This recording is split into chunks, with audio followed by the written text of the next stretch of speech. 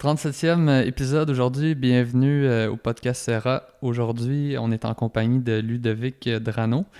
Avant de vous le présenter, je vous invite à aller sur notre site web serra.ca si jamais vous avez envie de découvrir notre projet. Bonjour Ludovic. Bonjour. J'aimerais ça que tu te présentes un petit peu de façon brève, puis après ça, on va rentrer Ok. deep dans le sujet. Je m'appelle Ludovic Drano, je suis géobiologue et également artisan ébéniste. Donc, Ok. je suis français. Mhm. Ça fait 8 ans que je suis au Québec. Puis c'est ça. Donc, je développe mes deux activités ici qui essayent d'être très conjointes. Ok, super. En tout cas, merci d'être là. Puis merci d'avoir accepté l'invitation, de t'être déplacé chez Avec nous. grand plaisir. Puis j'ai bien hâte à cette discussion, puis découvrir qu'est-ce que la géobiologie. Puis je pense que tu vas nous en parler un petit peu, nous faire une introduction, Ouais. nous parler de ça, là. Ben ouais. C'est un vaste sujet, c'est un très grand sujet qui nécessiterait des heures et des heures pour passer Mhm. par tous les points, mais je vais essayer de tenter Mm. d'être concis à travers ça. La géobiologie, en fait, déjà, le terme géobiologie, c'est vraiment l'étude de la vie de la Terre.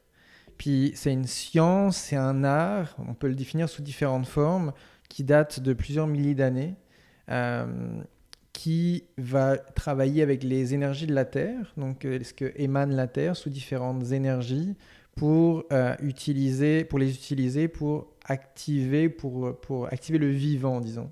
Donc Ok. soit pour les plantes, pour les humains, euh, ces différents courants d'énergie, en fait, qui sont à la base des émanations de différents métaux, cristaux dans le sol, donc qui composent la Terre, et qui ont chacun d'eux leur propre influence sur le vivant. Ok. Euh, disons que notre corps, je vais rentrer tout de suite deep dans le truc, là, Mhm, parfait, allons-y, on est là pour ça. parce que sinon je pourrais pas tourner autour du pot trop longtemps. Parfait. Disons que notre corps est vraiment comme un champ électromagnétique, on a vraiment une bulle énergétique, là. Je Ouais. pense qu'en ostéopathie, c'est utilisé aussi. Il y a Ouais, un peu bien cette sûr. notion Mhm. d'énergie. Mm. Et en fait, quand on étudie la géobiologie, on se rend compte que notre biochamp, donc comme nous on l'appelle, en tout cas dans la matière, qui est notre membrane autour de nous, qui varie suivant les personnes, puis suivant l'état dans lequel on est, ce biochamp-là, il varie, il grossit ou diminue suivant sur quel point d'énergie on se trouve. Ok. Donc on parle des points d'énergie, des points telluriques, mais ça peut être aussi des pensées qu'on a, des croyances qu'on a face à quelque chose qu'on voit, qu'on observe, ou face à une situation, face à quelque chose qu'on mange, etc. Mhm. Donc ça, c'est un peu la base, disons, du mécanisme de mesure ou, disons, d'influence de ces phénomènes qu'est la géobiologie.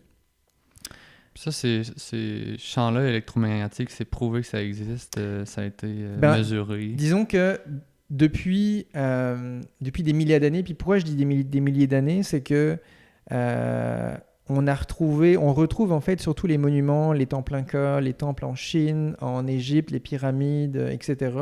On retrouve en fait que euh, les pyramides ont été construites, ou les temples incas ont été construites aussi beaucoup par rapport à ces champs d'énergie qui passent et qui structurent les dimensions, qui passent à des endroits bien précis, à des croisements bien précis, etc. Comme par exemple les cathédrales en Europe. Mhm. Euh, tous les points, tous les poteaux, les piliers, l'autel sont des croisements d'énergie bien particulières. Ok. Donc quand vraiment on étudie disons qu'on a comme des listes de tous les phénomènes qui existent, qui ont été répertoriés à travers différents géobiologues dans le monde, différentes personnes qui sont sensibles à ça. Eh bien, quand on va sur des sites comme ça, puis qu'on les réfère, on les référence, puis on fait un plan avec, on peut vraiment voir qu'en fait tout est structuré.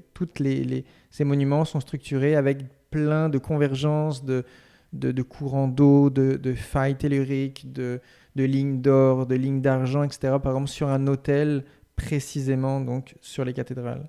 Oh my God. Donc c'est là où on peut voir que ça fait des centaines d'années que les cathédrales ont été construites et qu'à déjà à la base ont été bâties avec cette connaissance-là, avec cette science-là. Wow, ok. Les pyramides qui ont à peu près 5000 ans ou plus, ont été bâtis sur ces mêmes principes-là. Quand on étudie les pyramides et quand on fait des plans de ces courants d'énergie, on les retrouve structurés à des endroits bien précis, etc. Puis il y a des grands géobiologues qui ont schématisé, disons, ces relevés-là.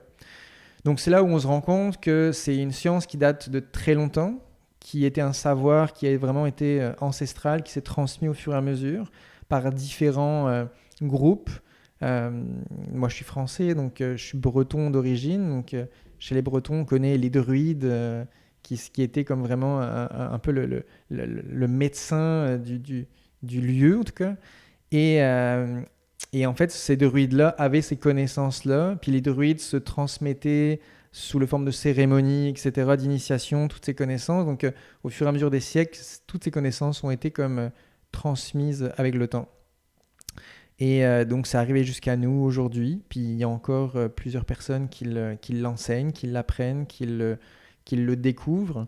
Puis, donc ça, moi, je suis en relation avec plusieurs géobiologues dans le monde qui, eux-mêmes, encore aujourd'hui, font des découvertes sur, pas forcément des nouveaux phénomènes, mais plutôt des constructions ou des structurations d'énergie qui ont été faites dans différentes parties du monde par différents peuples. Ok. En Polynésie, c'était très fort. Il y a des cultures qui ont vraiment ça encore très ancré en eux. Mhm. Puis dans le fond, j'ai comme le feeling que c'est un peu comme l'ostéopathie, dans le sens qu'il y a un côté avec la science qui va être plus rationnel, mais il doit avoir aussi un côté sensoriel, sensible, qui remet de l'avant la subjectivité de la personne qui pratique cet art-là, j'imagine. Ouais, ben c'est un sujet intéressant, la science, puis j'y pensais avant de venir parler de ça, parce que c'est un sujet, souvent, cette question est récurrente. C'est comme, OK, est-ce que c'est prouvé scientifiquement? Ouais, moi j'en parle parce que dans mes recherches, comme tu avais le premier lien de géobiologie, c'est quoi? Puis tout de suite ensuite, c'était genre pseudoscience, tu sais, on voyait que c'était Exact. comme tout de suite attaqué, un Ouais. peu comme l'homéopathie pourrait l'être, tu sais. Fait Exact. que, Ben, moi, ce que j'ai envie de dire, puis je pense que tout le monde le comprend, puis si on parlait à n'importe qui dans le monde, ce serait ça. C'est aujourd'hui la science, là, aujourd'hui, vraiment, là, la science est malmenée. On vit un phénomène de société en ce moment qui se contredit par plein de scientifiques. Le même sujet, des scientifiques reconnus dans le monde qui ne sont même pas en accord sur les résultats qui sont une science normalement qui est comme solide. Puis là, on voit que la science se contredit elle-même. Donc, quand j'entends que la géobiologie est attaquée, ben, je suis comme, OK, c'est quelle des deux parties de la science qui attaque? Est-ce qu'il y aurait des scientifiques qui se pencheraient là-dessus puis qui trouveraient des résultats concrets? Donc, disons, je mets en doute un peu la solidité aujourd'hui ou faire comme la science a la vérité. Ouais. Puis si un scientifique dit quelque chose, c'est la vérité. Je suis comme, c'est un point de vue que cette personne, de son point de vue, regarde la situation puis fait comme, c'est pas assez objectif pour moi, c'est pas assez concret, etc. Et je le comprends. Néanmoins, il y a des scientifiques qui l'ont démontré avec le temps, etc. Exact. Notamment. Ouais, vas-y. Juste pour donner quand même une certaine crédibilité pour ceux qui en voudraient une, il y a un géobiologue suisse, qui s'appelle Stéphane Cardino, qui est architecte de formation, qui est comme un scientifique inné, on va dire, et qui a, à l'aide d'appareils, démontré tous ces phénomènes-là. Donc, il a écrit des bouquins là-dessus, il a des appareils qui vont tester les émanations des champs électromagnétiques de ces lignes telluriques, donc de ces lignes d'énergie dont on parle, et les effets sur le corps, etc., par des expériences à l'aveugle, par des recoupements, etc., etc. Donc, il a vraiment comme démontré d'une certaine manière, avec une dynamique scientifique, que il y a bien des choses qui se passent. Donc, effectivement. L'autre partie, c'est effectivement c'est toute la sensibilité des personnes qui est mise en avant pour, disons, opérer cette science-là, cet art-là. Et moi, c'est plus cet aspect-là qui m'intéresse dans le domaine. Je ne suis pas un scientifique, mais je suis par contre quelqu'un de très sensible, puis je me rends compte que je vais vivre rapidement des choses, des émotions, comment les gens se sentent, je vais le sentir, des endroits, des places, etc. Donc, j'ai plus développé cet aspect-là de moi-même dans cette hyper-empathie ou cette hyper-sensibilité que j'ai utilisée pour justement ce domaine-là. Fait que là, j'ai amené, tu sais, avant même qu'on sache c'est quoi, j'ai amené l'avocat du diable dans la C'est parfait. conversation, mais sache que, tu sais, puis les gens qui me connaissent, ils savent très bien que je suis le premier à dire qu'il n'y a pas de, il y a pas de vérité, selon moi, puis, tu sais, je ne suis pas anti-science, mais en même temps, tu sais, il y a certaines choses, je pense qu'on peut prendre avec un grain de sel parce que tu sais, je pense que la science est bonne pour dire qu'il y a des choses qui fonctionnent pas, mais il y a sûrement des trucs qui fonctionnent, qu'on n'a pas les bons outils pour prouver que ça fonctionne aussi. Fait que, Ouais. tu sais, pour moi, c'est comme l'ostéopathie, tu sais, c'est super difficile à prouver parce que Mm. c'est le vivant, c'est le sensible, donc c'est dur de prouver qu'est-ce qu'un ostéopathe ressent quand il traite, de prouver comment l'évolution d'un patient, tu sais, comment il évolue dans sa subjectivité par rapport à sa douleur. Donc, ça fait que, tu sais, de mettre la science là-dedans, c'est pas mal plus difficile que de le mettre dans du chimique, tu sais, ou dans Mm. quelque chose de très... en tout cas, plus facilement Mesurable. mesurable, ouais. Ouais. Puis, je trouve ça intéressant qu'on puisse faire ce parallèle-là entre ce que moi je fais et qu'est-ce que toi tu fais. Ouais. Puis je pense que il y a encore des gens qu'il faut qu'ils expérimentent pour y croire, tu sais. Puis en ostéo, on le fait à chaque jour, tu sais, faire expérimenter quelque chose pour que les gens y voient que ça fonctionne. Puis ben après ça, tu sais, avant, il a fallu qu'ils en entendent parler. Puis là, ben on est là pour entendre parler de c'est quoi la géobiologie. Puis Exact. maintenant, je te laisse, je te laisse y aller. Mais c'est vraiment intéressant parce que moi, j'ai vécu des phases de ma vie où il y avait pas mal de dogmes sur différentes croyances, puis sur différentes choses. Puis Mm. j'ai vu que sur le moment, je prenais ça comme une vérité. Puis je pensais qu'il y avait vraiment une vérité, puis que c'était celle-là la vérité. Puis Mm. la vie m'a montré que ben non, c'était pas ça. Puis j'ai expérimenté autre chose. Puis j'étais comme, ah ouais, bah, au bout du compte, c'était pas si vrai que ça. Puis j'aime beaucoup, parce que ces expériences-là ont profondément marqué ma vie, Mm. mon regard sur la vie, puis les choix que je fais. Et c'est un sujet qui me passionne profondément, cette vérité-là, là, ou Ben cette ouais. non-vérité. Mm. Et ben, je suis content que tu en parles, que tu fasses l'avocat du diable, parce que je veux pas amener la géobiologie comme un dogme. Moi, disons, mon désir au plus profond quand je partage ça, puis quand j'en fais, etc., c'est juste d'amener les gens dans le ressenti, puis de faire comme, et moi, je vous amène quelque part, là, d'une, vous me suivez ou pas, Mm. puis l'expérience que vous allez en faire sera la vôtre. Et elle Mhm. sera parfaite, elle sera comme votre vérité à vous. Mm. Elle sera peut-être différente de la mienne, mais c'est correct. Puis c'est juste comme, venez juste expérimenter, vous ferez vraiment votre point de vue là-dessus. Mm. Puis, ah, c'est intéressant cette notion justement de vouloir prouver tout en ce moment. Puis Mm. on est dans une ère où justement la subjectivité, je pense, va avoir de plus en plus de place. On le voit par les fake news. C'est rempli de fake news. On ne sait plus vraiment discerner le vrai du faux. Qui c'est qui dit vrai, qui c'est qui dit faux, comment on prouve que c'est vrai, que c'est faux, etc. Puis Mhm. on est vraiment dans cette ambiance-là, ce qui, de mon point de vue, amène les gens à eux ressentir c'est quoi qui pour eux est vrai ou pas. Mm. Puis ça peut différencier du voisin et puis de nous. C'est comme, ok, bah lui il pense ça, puis c'est ça. Puis je pense on est dans un monde où la vérité ultime ne sera plus présente, mais chacun aura son point de vue sur la chose qui sera sa vérité, en lien avec ses croyances, son éducation, sa culture, d'où il vient, ses expériences. Et je trouve ça fascinant de rentrer dans justement un monde plus complexe et en même temps plus riche. Puis on va vraiment... on parle beaucoup d'individualité souvent dans le développement personnel, etc. Puis je trouve que c'est une belle individualité ou individualisation en tout cas de pouvoir faire comme... Et ça c'est ce que je ressens de la vie. C'est comme ça que je perçois de la vie, puis je le perçois vraiment comme ça. Donc la géobiologie, c'est comme pour moi un outil pour amener les gens à faire comme, ok, bah viens ressentir, viens apprendre à ressentir. Moi, j'ai juste des médiums pour que tu puisses vivre l'expérience. Mhm. Donc, Ça veut dire que c'est quelque chose de vivant, tu sais. Ça veut dire que c'est pas un... Il n'y a pas un cadre avec une structure très, très rigide, puis ça t'empêche de vivre ton expérience à toi dans ce cadre-là, tu sais. Ça veut dire que ça évolue, ça bouge, c'est ouais, vivant, tu sais. mais ça bouge beaucoup et on a peu ou pas en fait de gens qui écrivent des livres sur la géobiologie en ce moment. C'est quelque chose qui est comme pas pas mises en avant, puis je pense que c'est correct aussi, mais disons qu'on se réfère beaucoup à des anciennes générations qui ont écrit des ouvrages sur le sujet. Et dans les anciennes générations, ils ont amené le sujet avec un point de vue culturel de l'époque. Donc avec une certaine, pas vérité, mais c'est comme ça que ça se passe, etc., etc., même si c'est des sujets très ouverts. Et aujourd'hui, je vois, moi-même dans ma pratique de géobiologue, que à chaque fois, ça change. À chaque fois, les principes de base restent le même, mais disons que l'approche, etc., sont toujours des choses qui viennent évoluer, puis qui c'est que j'ai en face, quelles sont les croyances de la personne en face, etc. Donc, c'est quelque chose que j'aime être plus modulable et malléable, disons. OK. Mais qu'est-ce que tu fais comme... Mettons, tu dis que tu es géobiologue. Là. Qu'est-ce que tu fais concrètement? Comment on pourrait expliquer ça OK. directement?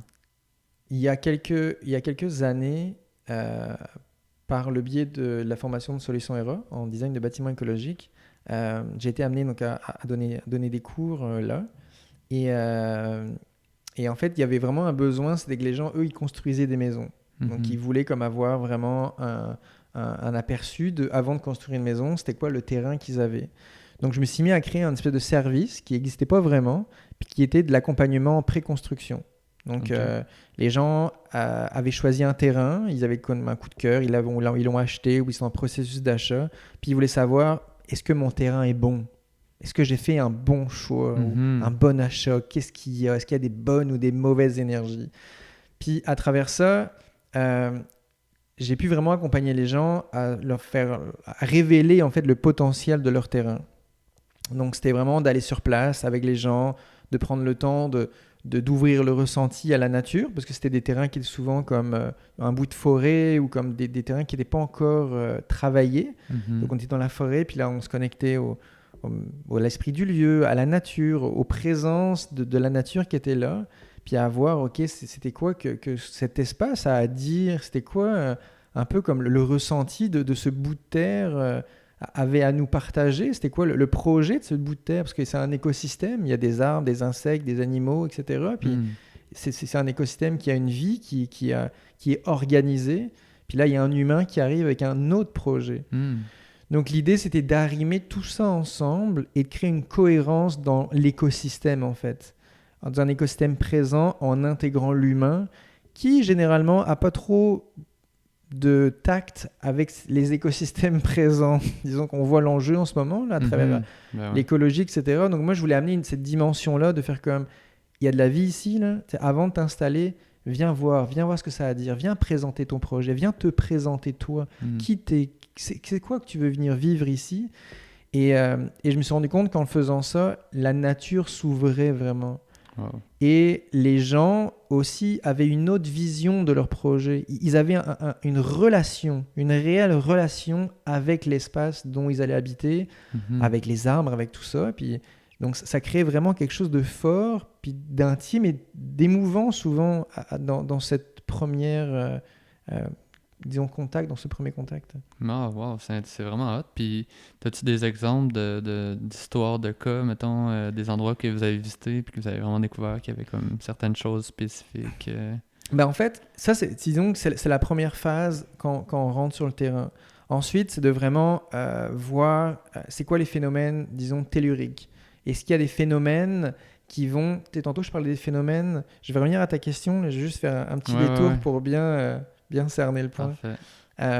Tantôt, je disais qu'il y avait des phénomènes qui dilataient notre biochamp ou qui le contractaient. Donc, une dilatation, c'est comme si le corps est comme vraiment super bien, puis là, il se lâche, puis là, il grossit, le biochamp, donc le champ d'énergie autour de nous grossit, puis là, on est comme une espèce d'extase, puis des fois, ça peut être vraiment comme une espèce de je sais pas comment dire, de nirvana, un truc vraiment incroyable. Ce que la nature nous fait, d'ailleurs. Je prends souvent l'exemple de comment tu te ressens, qu'est-ce que tu ressens quand tu es dans la nature, dans la forêt, là, en communion avec les arbres, avec les petits oiseaux, c'est beau et tu te sens bien, puis là tu te sens comme super, super bien, versus dans le métro à l'heure de pointe. Puis c'est vraiment ça l'image, là. L'image, c'est comme dilatation, contraction. Donc il y a des phénomènes qui vont amener à dilater et d'autres à contracter. Ça ne veut pas dire qu'il y a des bons phénomènes et des mauvais phénomènes. Il y a juste des phénomènes qui ont des fonctions qui sont à utiliser à bon escient. Comme par exemple, ok, je me sens stressé, j'ai des émotions, ça coince, je ne sais pas trop comment vivre ça. Bah, par exemple, il y a des phénomènes de contraction donc qui vont prendre un peu mon énergie que je vais pouvoir utiliser pour justement aller flusher mon trop plein d'énergie. Donc une énergie qui va contracter, c'est une énergie qui va flusher l'énergie et donc je vais pouvoir l'utiliser pour justement me libérer ou en tout cas être un outil, un des outils de libération de mon émotion ou de quelque chose qui coince à l'intérieur. Après ça, on peut aller justement se dilater, se recharger sur des lignes qui vont être plus dilatantes, plus énergisantes, vitalisantes, etc. Donc, c'est juste des phénomènes qu'il faut utiliser à bon escient, à la bonne place. Donc, une fois qu'on a pu communiquer avec le lieu, qu'on a pu révéler les différentes sources d'énergie qui sont là, on peut voir est-ce qu'il y a des énergies qui vont vraiment être comme préjudiciables dans la vie de la maison. Est-ce qu'il y a des gros phénomènes comme par exemple des failles cosmotelluriques, des failles telluriques en fait, pardon, qui sont des fissures dans le sol et qui sont, elles, vraiment comme c'est un des phénomènes les plus forts qu'on peut ressentir et qui crée tout ce qui est synonyme de faille, faillite, friction, conflit, séparation. On veut justement, pas empêcher, mais disons que faire de la prévention sur comme, regarde, là il y a un phénomène, on va faire un travail dessus pour l'harmoniser pour que le projet se déroule bien, les gens qui vont venir construire ta maison soient dans un bel environnement, parce qu'eux, ils vont passer des semaines ici à travailler, il faut aussi leur offrir le meilleur. Si on leur offre le meilleur, ils vont donner le meilleur, et donc la maison va en résulter plus harmonieuse. Et ensuite, donc, pour la vie des gens dans la maison, on va avoir des phénomènes qui sont appropriés, qui sont adaptés à une vie de maison. Donc, ce qu'on recherche souvent, c'est un cocon, un bien-être, un lieu de ressourcement, un lieu de construction familiale, de bons rapports, de bonnes relations, etc. Ça me fait rire que tu parles de faille parce que c'est une tranche de vie, là, mais à l'école d'ostéopathie, il y avait une personne qui était en charge de la clinique externe où on était avec des patients pour les premières fois. Puis c'était quand même un truc stressant, mais la personne qui était en charge, qui est décédée aujourd'hui, là, c'était un peu une genre de sorcière avec une énergie full masculine. Puis là, elle nous disait, genre, elle essayait de nous faire sentir l'énergie du groupe, puis où se trouvait l'énergie du groupe, puis il y avait des gens un peu plus rationnels qui étaient comme, qu'est-ce que c'est ça, puis là, elle disait, là, il y a une bouche de métro, là-bas, là, puis avant, il y avait une rivière qui passait là, en dessous, puis là, ça fait que toute l'énergie est drainée par là, puis là, tu sens-tu, là, puis là, tout le monde était comme, ah, ouais, je sens. Fait que c'était un peu, tu sais, dans le fond, elle était pas tant folle, là, tu sais. Non. Exact. Elle faisait de la géobiologie. Ouais. Puis moi, je mets le terme géobiologie puis géobiologue, mais il y en a plein qui le font d'une manière très très intuitive et peut-être même certains mieux que moi. Mais c'est vraiment ça. Il y a vraiment des phénomènes. Puis avant de venir, j'essaie toujours de trouver une image pour comme parler de ce que je veux exprimer. Puis c'est comme si j'imaginais une journée ennuagée. Tu es sur la plage ou à la montagne, puis tu prends un coup de soleil. Le soleil, tu le vois pas. Là. Si tu connais pas le soleil, tu pourrais dire qu'il n'y a rien. Puis pourtant, à la fin de la journée, il y a un phénomène invisible qui t'a donné un coup de soleil, qui a eu un effet sur ton corps. C'est la même chose. Sauf qu'on connaît le soleil, mais on ne connaît pas bien les phénomènes de notre Terre.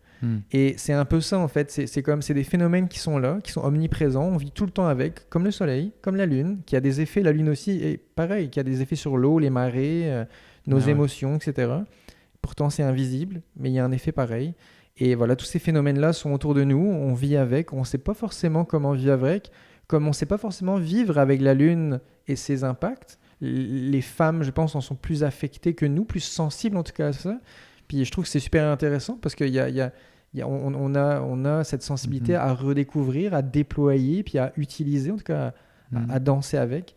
Et donc voilà, tous ces phénomènes d'énergie qui sont dans nos lieux de vie, je pense qu'on a à gagner à les découvrir et à jouer avec. Donc, quand je parlais des terrains tantôt, c'est un peu ça. C'est regardez, je vous fais découvrir, vous connaissez votre forêt, vous avez acheté votre terrain, vous connaissez la topographie de votre lieu. Moi, je vous amène dans l'aspect plus invisible de votre lieu, puis qu'est-ce qu'il recèle, qu'est-ce qu'il a à offrir, qu'est-ce qu'il a à communiquer, c'est quoi ses enjeux, puis c'est quoi les vôtres, puis en quoi vous résonnez avec lui, et de pouvoir construire une maison qui ne soit pas que physique, qui ne soit pas que esthétique, ni que ergonomique, mais qui soit aussi un lieu où je sais que dans le salon, à telle place, là j'ai un point d'énergie qui peut vraiment me recharger, qui peut me calmer, ou qui peut, etc., parce que toutes les lignes ont certaines fonctions qu'on peut comme justement utiliser à bon escient. Donc je veux vraiment amener les gens à faire comme vos lieux de vie, c'est pas juste une maison, c'est pas 4 murs et un toit, c'est vraiment beaucoup plus que ça. Puis comment vous le ressentez, comment il y a ce rapport avec ça. Puis ce qui est intéressant, c'est que quand je parle de ça aux gens, d'une, ils m'ont appelé, donc il y a une certaine sensibilité forcément. C'est souvent les femmes qui m'appellent d'ailleurs. 90-95% du temps, c'est des femmes. Ah ouais. Puis le mari à côté, puis il regarde, là, puis comme un peu... c'est qui ce bonhomme là Mais il cherche de l'eau. ouais, il cherche de l'eau, il cherche des lignes, il me raconte des trucs, il parle à des esprits de la nature. C'est quoi cette affaire-là? Mais je sais plus, je voulais partir avec ça. C'est surtout des femmes. C'est surtout des femmes, mais oui, c'est ça que je voulais dire. C'est que quand je parle de tout ça, ils me disent toujours « Ah oui, c'est vrai, quand j'étais petite, je vivais là, puis je ressentais ça, ou dans ma vie, quand je suis à tel endroit, je vis ça, ou c'est vrai, il y a ça, il y a ça, il y a ça. » Puis en fin de compte, les gens, ils ressentent plein de choses, ils l'ont remarqué, mais ils n'ont pas de mots, ni de termes, ni de quoi que ce soit pour décrire ça, alors ils n'en parlent pas. Puis là, ce qui est intéressant avec la géobiologie ou disons les principes de ça, c'est qu'on amène des principes concrets ou des choses, puis on est comme « Ah ok, c'est ça », puis là, il y a des explications. Donc ça, c'est un aspect, disons, puis donc j'accompagne les gens tout au long de leur projet de construction, donc que ce soit donc, du terrain vierge à la maison finie, puis donc la consécration, donc vraiment changer par exemple l'énergie du lieu, l'énergie chantier, à l'énergie, c'est un lieu de vie, c'est calme, on n'est plus avec les outils, on fait plus de bruit, puis là on a un espace tranquille. Donc c'est vraiment tout un accompagnement pour que les gens s'approprient leur maison énergétiquement, physiquement, à travers le processus, et qu'ils ont une autre perception de leur lieu. Et la résultante de ça aussi, comme je disais au tout début, c'est qu'il n'y a pas de bon ni de mauvais terrain. Il y a juste des terrains avec du potentiel, avec des phénomènes. C'est juste de comment les lire, comment les interpréter, comment les utiliser et d'en faire comme quelque chose qui fait sens pour nous. OK. Puis là, si on revient à la question, tu te rappelles, je t'avais dit, t'as des histoires de cas de terrain par rapport, mettons, t'as révélé quelque chose sur une énergie qu'il y avait dans un terrain, puis là, les gens, ils ont changé comme la configuration de leur maison. Parce que je trouvais ça vraiment hot quand tu disais que le terrain, il y a un projet, tu sais, dans le sens que dans la nature, un chaos naturel, mais quand même, il peut avoir une certaine organisation. Je fais juste penser à Nicolas de Van Caloën, qui fait les champignons. Là, quand que lui, il parlait de la nature, il voyait tous les liens qu'il y avait déjà dans l'écosystème présent, puis comment lui allait s'intégrer là-dedans. Mais j'imagine que c'est un peu ça que tu parles quand tu parles de projet aussi. C'est un peu ça, ouais. C'est vraiment de rentrer en relation avec l'énergie du lieu. Puis il y a toujours... Généralement, c'est toujours très ouvert, mais je m'en souviens d'une fois où c'était comme le retour de la nature du lieu, c'était comme vraiment oui, mais il y avait des conditions. C'était comme, ils étaient d'accord pour le projet, mais il y avait des conditions. Puis c'était comme allez-y doucement, ou allez-y vraiment avec respect, ou comme il y avait quelque chose de vraiment dans la bienveillance de le faire, etc., qui était très... c'était vraiment la condition pour ça. Là. Ah ouais. Donc, il y a souvent cet aspect-là où des fois c'est super ouvert, des fois c'est très calme. Il y a pas de... c'est très, très neutre, on va dire. Puis des fois, c'est comme... Il y a une envie, où il y a une... là, je suis en train de faire un projet à Iceman avec un jeune couple. Puis ils sont super allumés, super joyeux, comme vraiment, c'est comme une énergie super, pas enfantine, mais très, très pétillant. Et le terrain adore ça. C'est comme la réponse, puis c'est dur de mettre des mots dessus, c'est beaucoup dans le ressenti, mais il y a quelque chose de comme, ils adorent cette énergie-là, ils sont super en joie de pouvoir offrir le terrain pour faire ce projet. Wow. Puis je trouve ça vraiment beau, parce que c'est comme un feeling de comme, il y a j'ai des frissons en parlant. Là. Mm. Il y a quelque chose de comme, ouais, le terrain est super joyeux, comme à une fête, comme une célébration, comme, waouh, cool, on a un projet, on va le faire ensemble. Ouais, on met ça pour vous, genre, puis Exact. on le partage. Ouais. Puis c'est beau parce que, d'une, moi, je contrôle jamais le message qui arrive, Ouais. mais c'est beau pour le terrain. Je suis toujours content, disons, parce que le terrain, ok, il est enclin à faire ça, il n'y a pas de résistance. Et puis c'est aussi pour dire aux futurs propriétaires, habitants de lieu, c'est comme, le terrain, il est vraiment avec vous, il est vraiment content, Ouais, puis c'est ça. ça motive vraiment. Parce qu'un projet de construction, c'est beaucoup d'énergie, c'est beaucoup de matière, d'argent, de défis, de problématiques. Mais de savoir qu'il y a comme l'environnement qui est là, avec toute sa joie à vous soutenir, Mhm. je trouve que c'est vraiment... ça mène de la Mm. magie dans ce processus qui, des fois, n'en a pas beaucoup. C'est comme si ça met un peu un aspect qu'on pense, tu sais, en tout cas, ça met des mots sur un aspect de quand on dit, mettons, la vie à vœu. Ben là, Mm. c'est la vie à vœu, mais la vie, c'est une énergie, tu sais, mais c'est aussi comme de la vitalité, tu sais, dans plein d'aspects. Mais là, toi, tu sais, comme l'aspect de la vie dans le terrain, genre, tu sais, Ouais. puis dans la terre, puis dans la matière. Mm. Toi, un aspect que j'ai découvert avec les années, c'est que il y a rarement des refus. Il y a pas de refus. Mm. Et c'est comme si la nature en soi n'a pas de refus de projet. Pardon. À moins que ce soit vraiment comme de la déforestation massive et Mhm. comme vraiment abusive. Mm. Mais il y a toujours à partir du moment où on arrive, puis qu'on fait comme, on se présente. Moi, c'est les premières choses que je fais sur un terrain. Je suis avec mes baguettes là, de sourcier, des baguettes en L. OK. Puis elles sont dans mon sac, mais en tout Ouais, cas. c'est pas grave. De toute façon, la majorité les verront pas, là, Bon, mais en tout ils cas, peuvent... c'est une baguette en L où la plus petite partie du L est dans ma main et la plus grande est à l'horizontale devant moi. OK, Donc, ouais. donc qui est vraiment qui part devant Mhm. moi. Donc voilà, donc je suis comme c'est comme ça mon moyen de communication avec le terrain, en plus de mon ressenti. Mais c'est toujours comme, hey bonjour, je m'appelle Ludovic, je suis géobiologue, voilà ce que je viens faire aujourd'hui. Et ce que je remarque, c'est que cette reconnaissance du lieu, c'est rare déjà. Je pense que la Ouais, nature j'imagine, ouais. n'a pas souvent l'occasion d'entendre ça.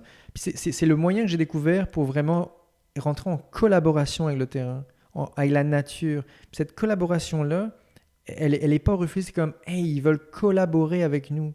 Des Mm. humains qui veulent collaborer avec la nature, puis qui nous demandent notre assentiment.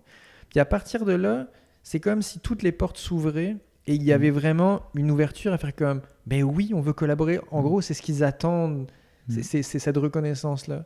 Donc vraiment, dans ce processus-là, je trouve ça super le fun parce qu'il y a toujours un oui, puis là, des fois, ils posent des conditions, où on explique pourquoi, etc. Donc il y a vraiment un respect total de ça. Puis là, la nature embarque dans l'aventure avec Mm. les gens. Mais en même temps, tu sais, je me dis, si elle refusait, c'est qu'elle aurait un ego, tu sais. Si elle était comme, non, Ben, non. des fois, c'est pas forcément non, mais il peut y avoir un projet ou comme, Mhm. qui est, par exemple, je vais donner un autre exemple, parce que je fais pas que de la préconstruction, tu sais, les gens m'appellent, je vais chez eux, c'est des maisons déjà construites, des fois c'est comme, c'est pas eux qui l'ont construite, des fois c'est des locataires, etc. Donc il y a vraiment beaucoup de choses. Puis j'ai eu l'occasion d'en faire une à Mont-Saint-Hilaire, et à Saint-Hilaire, puis c'était, en fait, la maison, elle a été construite sur une ancienne sépulture amérindienne. OK. Et les gens étaient assez sensibles, très sensibles même. Et en fait, il y avait vraiment une problématique dans la maison parce que leur petite fille, il me semble que c'était leur petite fille qui se faisait comme un peu brasser avec ça parce qu'elle voyait des choses, elle sentait des choses. C'était vraiment pas cool dans la maison. Ah ouais. Et en fait, bah là, le terrain, lui, déjà d'une, on lui avait pas demandé son avis sur comme à cet endroit-là construire une maison. C'était comme sacré, il y avait vraiment comme eu des intentions sacrées qui avaient été déposées là, il y avait une énergie encore sacrée qui y était, et il y avait eu comme une profanation en fait. Donc c'est pas tant un ego, c'est plus comme un non-respect de ce qui était là, de ce qui était comme... Mm. Donc, Mm. puis, on a dû faire un travail justement pour reconnaître ça, pour comme demander pardon, disons, à cette énergie qui était là, Mm. et de pouvoir recréer comme un espèce d'espace de sépulture qui n'était pas celui d'origine, mais qui était juste comme on vous reconnaît, puis on vous dédie un espace pour. Puis à Mhm. partir du moment, ben, l'énergie s'est calmée, elle a été reconnue dans ses besoins, puis là, ça s'est apaisé. Mm. Donc je sais pas si on peut parler d'ego pour un terrain, mais c'est plus comme des fois des mises en garde ou comme on est vivant, on est là, puis juste comme prenez soin et puis entendez-nous. Ouais, puis là, ça allume des portes dans ma tête. Tu sais, j'ai déjà déménagé dans un endroit, puis tu sais, comme la famille qui habitait là, ça allait vraiment pas bien. Tu sais, c'était comme si c'était sur le bord du lac, là, c'était un terrain magnifique, mais la maison en tant que telle, tu sais, genre la femme avait eu le cancer, puis ils sont partis en catastrophe parce qu'ils pouvaient plus être sur le bord du lac, il fallait qu'ils soient proches d'un hôpital. Puis là, moi, j'arrive là-dedans, puis c'était lourd, là, tu sais, puis en même temps, il y avait toute la charge de ce que je savais, mais en même temps, tu sais, puis j'ai trouvé que, tu sais, plus que ça allait, ben plus que comme l'énergie se dissipait, puis, tu sais, des fois, c'est un ressentiment, ça, on pourrait dire, ah, tu t'imagines des choses, mais c'était concrètement, je le vivais, puis je chantais à un moment donné, j'avais vu une genre d'image, là, c'était comme si je sentais comme un puits, genre, s'en aller vers le centre de la Terre, puis j'étais comme, je m'imaginais toute cette famille-là, genre drainer vers le centre, puis quand j'ai déménagé là, ça s'est mis à vraiment pas bien aller aussi dans ma vie personnelle, genre, mais tu sais, j'avais parti le projet, puis un moment donné, j'avais plus de clients, genre, puis l'argent, puis tout, mais fait que, tu sais, c'était comme... Tu sais, c'est oui, la terre, puis le lieu, mais en même temps, tu sais, comme tu disais, genre, ben, il y a eu, c'était une terre sur laquelle il y a eu, tu sais, des trucs sacrés, mais c'est pas la terre, tu sais, c'est pas le sable qui est sacré, c'est ce que les humains ont fait là, tu sais, aussi fait que, tu sais, c'est comme si ces choses-là se mélangent dans qu'est-ce que j'entends. Là. C'est l'œuf ou la poule, en fait. C'est là où on peut se poser la question, mais c'est intéressant parce que là, tu me parles d'un cas, là, genre, moi, quand j'entends ça, c'est comme, il y a une faille. Il y a une faille où il y a un vortex ou une cheminée cosmotellurique. Ça, c'est les 3 phénomènes qui font ça. Là. Puis généralement, quand les gens m'appellent et puis ils me décrivent ce genre de symptômes, là, je me trompe pas souvent sur le diagnostic, même à distance. Puis ce qui est fascinant, c'est que c'est un peu ça. C'est comme on arrive dans un endroit, puis on va vivre une expérience. L'expérience, ça va être relative à ce qu'on a à vivre, les choses qu'on a à travailler, etc. Ou des blessures qu'on a à guérir, ou des expériences qu'on a comme à expérimenter, etc. Puis, on va faire face à des phénomènes qui sont là, qui vont engendrer des expériences. Puis, la faille, comme je disais tantôt, là, c'est vraiment comme faillite, friction, conflit, séparation. Puis, c'est pour ça que quand les gens m'appellent, puis comme, ah bah là, ça se passe pas bien, ou là, je suis en train de faire faillite, ou là, quand on est toujours à la table de salle à manger, on se dispute, etc. C'est les classiques. Puis les classiques, c'est toujours il y a une faille. C'est comme quasiment à 100%. Là. Mais ce que ça va générer, c'est que ça va vraiment... La faille va nous amener dans des aspects de nous-mêmes qu'on veut vraiment pas voir et qui sont vraiment pas agréables. C'est vraiment les choses comme sales. Pas sales, mais c'est comme les aspects les moins en valeur de nous-mêmes, les moins reluisants de nous-mêmes. Et ça génère ce genre de choses. Et en fait, quand tantôt je disais qu'il y avait des phénomènes qui nous drainaient, qui n'étaient pas des mauvais phénomènes, qui étaient des phénomènes, ben voilà, on a besoin de libérer une émotion, on va sur un point qui draine, puis là on flush notre énergie, puis hop, on part sur un autre. Quand par exemple on reste sur des points qui drainent, là il y a problématique. Dormir sur une faille par exemple, sur des mois, des années, là, ça crée, disons que vu que le corps va être, je sais pas comment on pourrait le traduire en ostéopathie, mais peut-être que tu auras des mots là-dessus, là. Disons que le corps, il va être en lutte constante pour combattre un phénomène qui essaye de lui prendre de l'énergie ou qui l'affaiblit. Donc le système immunitaire comme diminue, puis là, il y a un terrain beaucoup plus fertile à la maladie ou en tout cas à l'acidité, etc., et ce qui peut engendrer des cancers.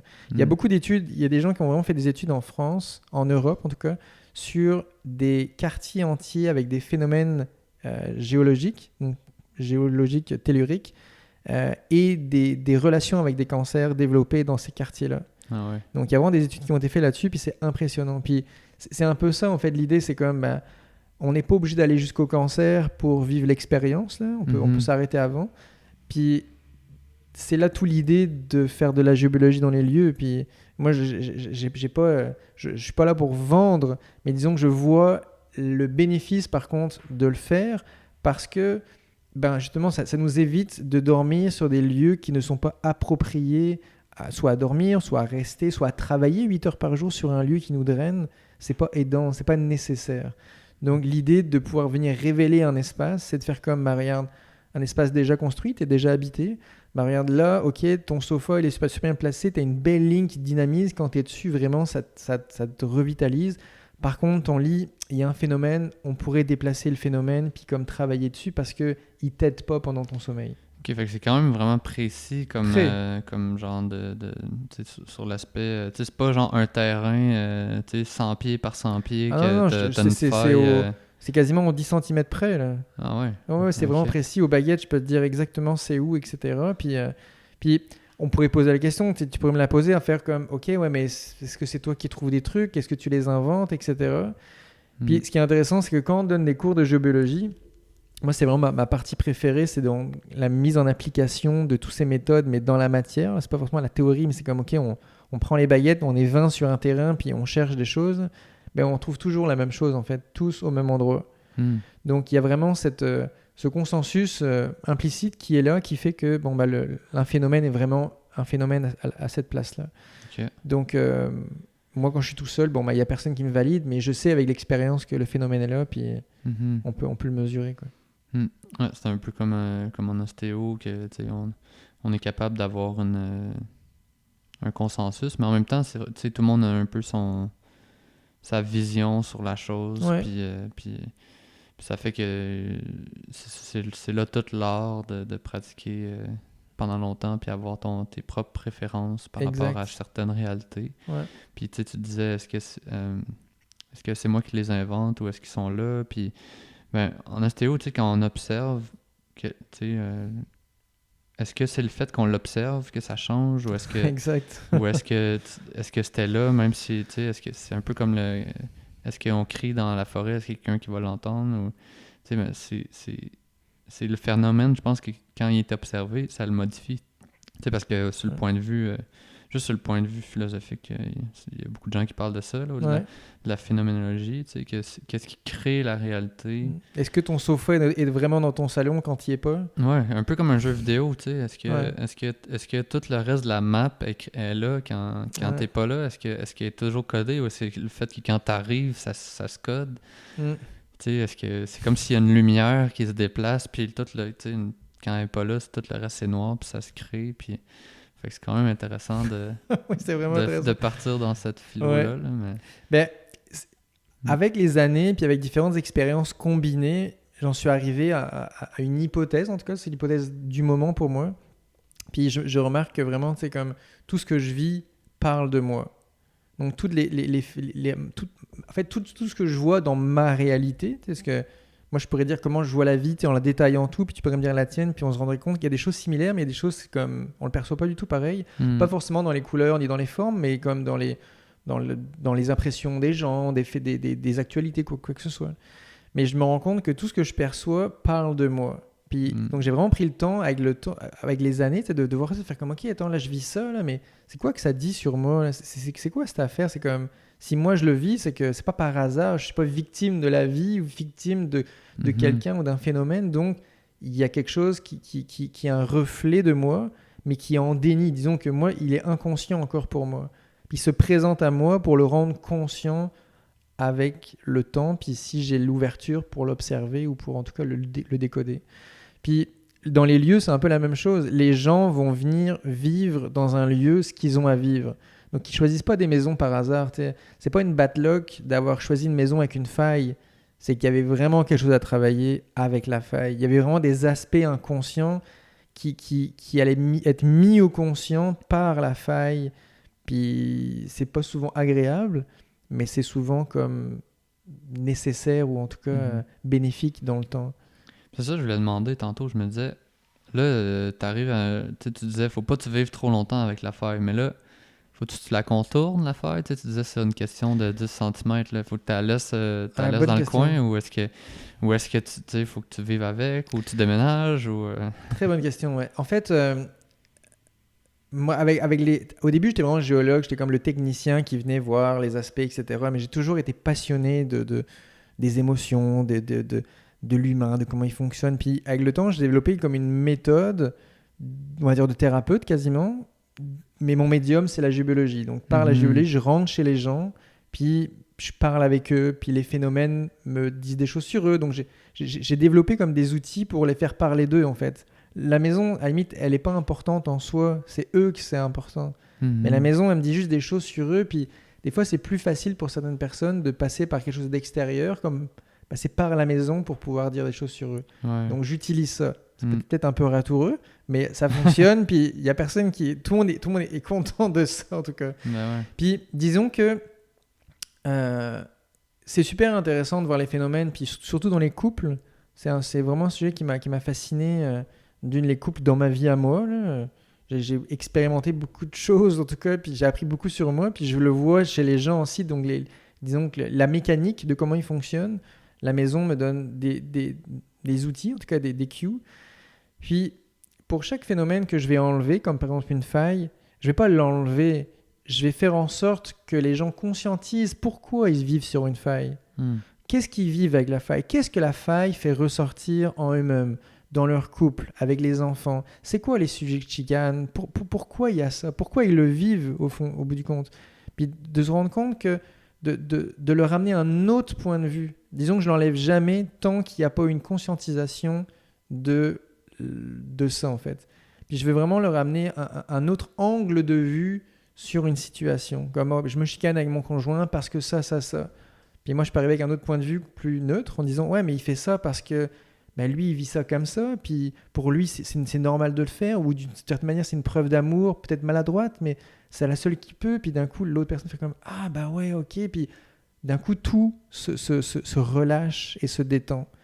Et la faille, elle a plus lieu d'être. Elle a plus lieu d'être parce que justement, le message est passé, il a été mis en conscience.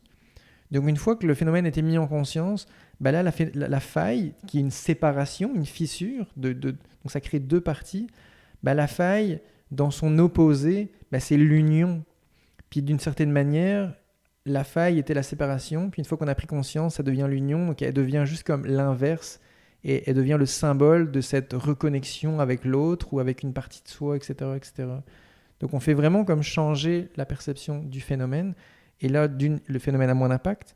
Et de deux, on peut l'harmoniser par des méthodes qu'on a qui sont très simples, qui n'ont rien de sorcier, mais qui, disons, enlèvent l'effet énergétique dans le lieu. OK. C'est un peu complexe, là, mais en tout cas... Ouais, mais c'est intéressant, tu sais, ça montre un peu que, tu sais, je pense que ça me fait un peu voir que tout le monde peut faire tous les métiers, mais il y a du monde qui vont faire n'importe quelle chose puis qui vont mettre de la conscience dedans, comme on disait un peu avant de commencer le podcast, mais tu sais, j'ai l'impression que tu le fais avec toute ton aide, genre, ce travail-là, puis tu amènes tout qui t'es, puis tu l'offres aux gens avec qui tu as des consultations, puis ça donne le goût d'utiliser tes services. Là. C'est quand même cool. Mais disons que j'ai basé toute ma technique sur mon expérience. Donc tout ce que je nomme, c'est parce que je suis passé à travers. J'ai vécu pendant plusieurs mois dans une maison avec une faille, là, puis je l'ai vécu l'expérience. Je sais ce que ça fait. C'était vraiment pas plaisant. Là. Puis j'ai vu comment ça changeait ma vie, ça dégradait ma vie, ça dégradait mon sommeil, etc., etc. Puis je fais comme ok, bon bah ça c'est, je peux le partager, je peux le dire. C'est pas une théorie, je l'ai pas lu dans un livre. Bien sûr que j'ai lu des livres, j'ai pris des cours, j'ai été voir des gens, etc. Mais j'aime beaucoup partager ce que moi je vis. Puis je raisonne souvent, autant que les gens vont attirer des maisons qui leur ressemblent, où ils ont quelque chose à vivre, autant moi je vais attirer des clients qui me ressemblent, puis qui sont en résonance avec ce que je suis en train de vivre. Puis à chaque fois, c'est le cas. C'est ça qui est assez fascinant, c'est que je repars de là, puis je suis comme, ah mon Dieu, je viens juste 2 jours avant, j'ai compris quelque chose sur moi, puis là, ben, je peux le partager aux gens, puis c'est ça qu'ils avaient besoin d'entendre. Donc il y a toujours cette...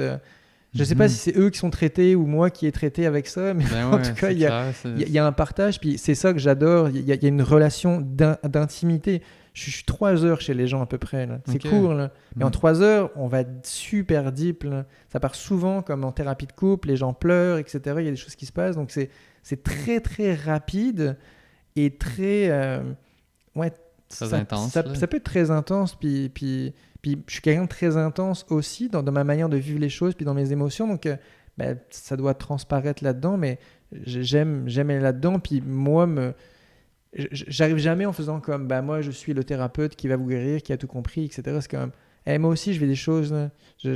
Moi aussi, des fois, je suis croche, des fois ci, des fois ça, etc. Puis j'aime rassurer les gens en disant c'est correct, là. Tu peux être humain. Là. T'as droit à tes travers. Là. J'en ai aussi. Moi, je fais ça, ça, ça. Regarde, c'est pas cool, mais je vis ça aussi. Mais... Donc, de vraiment comme. C'est comme une espèce de validation de. T'as le droit d'être tout ce que t'es. T'as droit de pas être gentil, d'être égoïste, d'être radin, de pas être patient aussi. Puis des fois, t'es patient, puis des fois, t'es généreux. T'as droit d'être tout ça. Et de vraiment pouvoir transcrire dans ta vie tout ce que t'es sans devoir être juste l'un ou l'autre. Et c'est souvent pour l'avoir vécu, d'être toujours dans la lumière, ou d'être toujours essayer d'être lumineux, toujours pur, etc. Ça crée une telle tension à l'intérieur de moi que c'était invivable. Puis ça revenait, et puis quand ça revenait, ça m'explosait à la face. Donc, il y a vraiment ça, c'est comme de rapidement amener l'autre à faire comme regarde, là, d'entrée de jeu, t'as droit de pleurer, t'as droit d'être humain, t'as droit de pas être parfait avec ton chum, avec ta blonde, c'est correct. T'as droit que ce soit pas arrangé chez toi. C'est toujours ça. C'est intéressant parce que quand je suis arrivé, c'était ça aussi.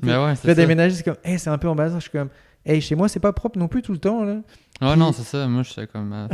C'est juste pour te dire le contexte. Parce que, mais c'est juste de comme. J'aime amener les gens à ça, à leur dire vous avez le droit d'être qui vous êtes. Puis en faisant ça, c'est toujours un rappel pour moi de faire comme j'ai le droit d'être qui je suis aussi. Puis tu sais, j'en parle souvent avec ma compagne. C'est toujours la phrase comme moi je suis incohérent. Je suis totalement incohérent dans ce que je vais faire, mais je suis cohérent. Ma cohérence, c'est de toujours être incohérent. Puis c'est comme. C'est d'avoir l'humilité de l'afficher, tu sais, puis de le dire. Là. Exact, mais je peux dire quelque chose aujourd'hui ou faire quelque chose aujourd'hui, puis le lendemain être différent, puis faire comme mais tu le sais, je suis cohérent. Tu savais que j'étais incohérent. Puis il y a tout un jeu avec ça, mais c'est juste de faire comme. On se met tellement dans des personnages. Puis moi, je l'ai tellement été dans un personnage du preux chevalier blanc. Qui allait sauver toutes les femmes de cette planète, qui allait être pure et puis faire plein de grandes choses pour sauver le monde. Mais c'était un personnage qui était pas vivable, qui était pas durable. Donc je me suis comme juste réapproprié à faire comme je suis plein de travers, là. J'ai plein d'ego, je suis comme plein d'orgueil. Là. J'ai un orgueil démesuré, moi, sur... Je suis ébéniste aussi dans une autre partie de ma vie. Là. Puis je demande jamais d'aide, je porte des trucs super lourds parce que non, je suis capable. Puis je vois, c'est pas cool, mais... Donc en tout cas chacun nos trucs hein. Ouais mais à travers justement la géologie, pour revenir à ça, c'est vraiment de pouvoir comme accompagner les gens là-dedans, puis leur dire voilà, votre maison elle est comme vous, elle a des belles qualités, elle a des qualités comme différentes, etc. Puis bon, on va avec ça. Au dernier podcast qu'on a fait, on parlait un peu de synchronicité, puis c'est quand même drôle que tu arrives ici, ça fait genre même pas une semaine qu'on a emménagé. C'est encore tout, tu sais, il y a encore plein de meubles qu'il faut qu'on achète, c'est tout croche un peu, puis là, toi, t'arrives, puis t'es dans c'est comme un clin d'œil de genre, tu sais, il y a des choses qu'il va peut-être falloir regarder, ou juste comme être à l'écoute de comment je me sens, puis c'est drôle parce que depuis 2 jours, tu sais, là, on a repeinturé les murs, le propriétaire a repeinturé le bain, puis la table qu'on a achetée, la table de salon, a genre une odeur de vernis vraiment bizarre, là, qui sent l'urine de cureuil, genre. Okay. Là, aujourd'hui, j'avais mal à la tête, là, j'étais là, genre, oh my god, il y a comme beaucoup de choses qui font que je me sens pas super bien en ce moment, tu sais. Mais là, toi, tu sais, moi, je me dis, OK, on va faire le ménage, on va aérer, mais tu sais, il y a peut-être d'autres choses aussi, d'autres regards à poser sur ce lieu-là, genre, tu sais. Je pourrais en poser un autre, disons encore un autre point, tu sais, pour un peu parler de la géobiologie, ou un de ces aspects. Puis t'en as glissé un mot tantôt, c'est la mémoire du lieu. Puis la mémoire du lieu, quand tu parlais tantôt de la maison dans laquelle tu étais arrivé, puis la femme avait eu un cancer, elle avait dû partir, etc. Oui, c'est possible qu'il y ait un phénomène préalable, disons comme une faille ou quelque chose comme ça, comme je parlais, puis que c'est engendré une expérience et un vécu dans le lieu. Ce vécu a marqué l'environnement, a imprégné l'environnement, et toi, d'une certaine manière, tu rentres dans cette énergie-là, qui n'est pas ton énergie. Il y a peut-être une résonance quelque part avec toi, mais c'est pas forcément toute l'entièreté qui t'appartient. Puis là, tu fais face à comme s'il y a quelque chose qui émanait tout le temps avec une information. Par exemple, la maladie, c'est comme le cancer, malade, pas bien, etc. Puis là, c'est comme s'il y avait un bruit de fond qui nommait toujours ces choses-là. Donc forcément, ça a un impact sur ça. C'est comme si tu mettais une musique de fond tout le temps là, qui gueule. Ouais, une musique, tu sais, que c'est comme, c'est pas ton style, tu sais, t'es inconfortable avec, ça te rend mal à l'aise, mais tu l'entends tout le temps, puis elle est là, puis tu peux pas faire grand-chose pour. Ben, c'est un peu ça, mais dans l'énergie, puis vu qu'on est perceptifs tous, ben voilà, il y a ça qui vient entrer en jeu. Dans un accompagnement, quand je fais une maison, disons, pas forcément dans la fabrication d'une maison, mais dans un 3 heures avec des particuliers, on travaille sur justement ça. D'une, c'est comme, il y a des gens qui viennent d'aménager, comme par exemple toi c'est ton cas, puis qui voudraient comme, ok, tout de suite mettre leur fréquence dans le lieu, leurs informations, l'ADN de qui vous êtes, et puis de votre projet ou de l'habitat dans l'espace. Mais on fait face souvent justement à l'énergie des précédents qui est toujours là. Puis autant il y a des gens qui vont partir, qui vont faire le ménage, faire leur bagage, puis tout vider, mais la notion énergétique est inconnue en fait. Et on devrait le faire, en tout cas il serait judiciable, il serait judicieux de le faire, puis de faire comme, ok, je reprends toutes mes énergies aussi, toutes celles qui sont plus nécessaires, je peux les renvoyer à la terre, puis que cette énergie se fasse composter. Puis tout ce qui est encore à moi, puis qui est intéressant que je garde, hop, je repars avec. Ouais. Surtout, tu sais, genre, on les a vus, là, les anciens locataires, mais on sait pas, tu sais, qu'est-ce qu'ils ont vécu, qu'est-ce qu'ils font, tu sais, est-ce qu'ils se séparent dans le déchirement, ou peut-être c'est comme, tu sais, il y a 15 ans, là, c'était comme le gros drame ici, puis, tu sais, on sait pas, là, tu sais, puis peut-être que ça a encore une portée, ou peut-être qu'au contraire, c'était super positif, puis... disons qu'il peut y avoir des deux, puis... tu sais, comme on parlait avant qu'on enregistre, là, il y a comme, tu disais, ok, à Montréal, c'est quoi les enjeux un peu des maisons, géologie, puis les appartements de Montréal sont des appartements qui roulent beaucoup, il y a beaucoup de passages, puis c'est des vieilles maisons, vieilles entre guillemets, ils ont une certaine histoire, disons, il y a eu une dizaine, une vingtaine ou plus, tu sais, je ne saurais même pas comment on pourrait compter ça. Mais tous ces gens-là, peu importe leur histoire, ont marqué la place. Donc c'est comme si chacun des occupants avait laissé une valise dans une pièce, puis là, tu avais une pièce remplie de valises. Des fois, là-dedans, il y a des super beaux trucs, des fois des moins beaux, mais le point, c'est que c'est encombrant. Même s'il y a des cool trucs dedans, c'est encombrant pareil. Puis dans l'énergie, c'est ce que ça fait, ça encombre un peu l'espace. Puis le processus que j'utilise pour justement libérer ça, c'est de faire un rapatriement des énergies. C'est de pouvoir faire comme, ok, merci à tous ces gens-là, de reconnaître encore une fois, comme on fait dans la forêt quand on arrive. Là. C'est comme, merci d'avoir été là, merci d'avoir vécu là, merci d'avoir pris soin du lieu, d'avoir vécu ici. Aujourd'hui, moi, je me dépose ici, ou un tel se dépose ici. Alors, on vous renvoie ce paquet de toutes vos énergies afin déjà de vous compléter, de rapatrier ce que vous auriez pu oublier. Puis s'il y a des choses qui sont plus nécessaires, on les retourne à la terre. Donc tous ces gens-là se voient comme récupérer une partie d'eux-mêmes qu'ils avaient laissée dans le lieu, de recréer un lieu qui est comme neutre, entre guillemets, qui est clean, et pour le nouvel occupant, de pouvoir lui déposer ses bagages énergétiques et de faire comme, ok, ici, ça c'est ma fréquence, voici ce que je veux vivre, voici les intentions que je veux vivre. Donc ça permet vraiment en tout respect pour ceux qui sont passés, donc on les reconnaît, donc il n'y a pas d'offense ou on ne les fout pas dehors, c'est plus vraiment une reconnaissance et un remerciement. Et puis pour les gens qui s'installent, ça peut permettre de se sentir pleinement chez eux. L'autre point, c'est qu'on peut aussi le faire pour des gens qui habitent depuis 10-15 ans dans un lieu. Puis il y a 10-15 ans, quand ils sont arrivés là, ils avaient certaines intentions de vie. La vie a changé, il y a eu des enfants, il y a eu des choses qui ont bougé, une nouvelle conjointe, un nouveau conjoint, peu importe. Et là, aujourd'hui, les intentions sont différentes. Mais il n'y a pas eu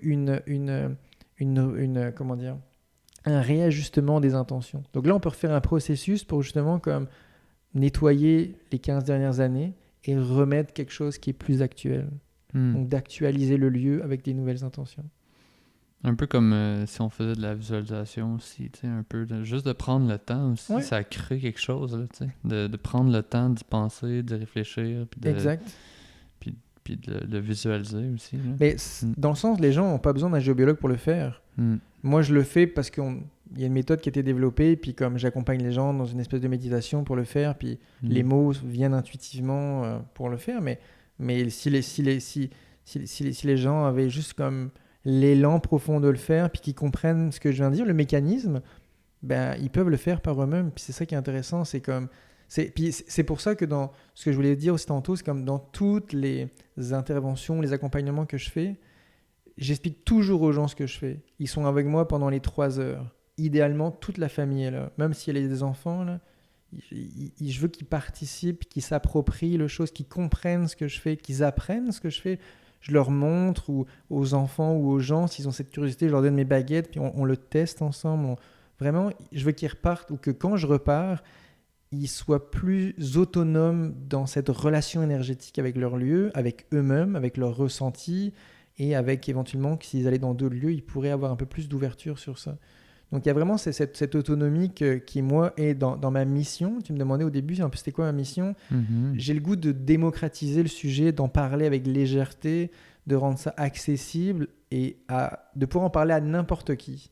Puis que à la fin d'une conversation, d'un accompagnement, peu importe, les gens repartent avec un outil en plus, puis font comme ah waouh, je savais pas que j'avais ce ressenti-là, ou je savais pas que c'était comme ça, ou ah ça fait des années que je sens ça, puis je savais pas pourquoi, puis là je comprends, puis ils font comme ah ouais, ok, cool. Ça a amené plus loin les gens dans cette sensibilité-là. Puis moi, ça m'a vraiment aidé de comprendre mes ressentis, de pouvoir mettre des mots sans forcément trop mentaliser, mais juste faire comme ah ok, c'est ça un peu la mécanique qui se fait, puis quand je sens ça, ça me parle. Ah ok, puis c'est comme une mise en confiance un peu pour aller un peu plus loin, puis aller chercher soit de la ressource pour comme après persévérer ou comme développer ça, soit aller voir des ouvrages ou en tout cas s'intéresser. Puis est-ce que ça arrive que tu fais plus qu'une fois 3 heures ou c'est toujours une fois 3 heures puis on s'en revoit dans 15 ans? Ou... Non, des fois c'est super rapide, des fois c'est 1 heure, puis c'est comme la personne avait juste comme quelque chose à nommer, quelque chose à dire, ou si c'était un instant magique qu'on partage, puis là il y a comme...